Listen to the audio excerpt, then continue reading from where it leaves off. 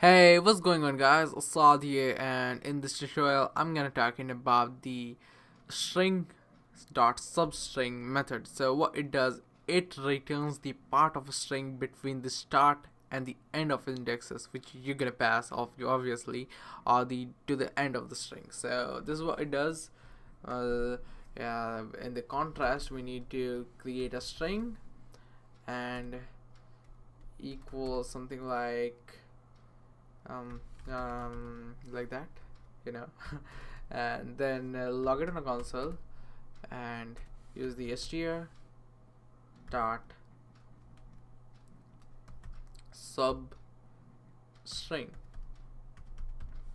and you need to pass as a first argument from where, like one, this place. And if we log it on a console, it can returns you from the D, not the S. And if you want to form a specific position to a specific, just pass the second argument up to the third one, so it's gonna show you DS. So DS. So this is what it does. Hope you guys understand. That's it for today's video, guys. See you guys in the next tutorial.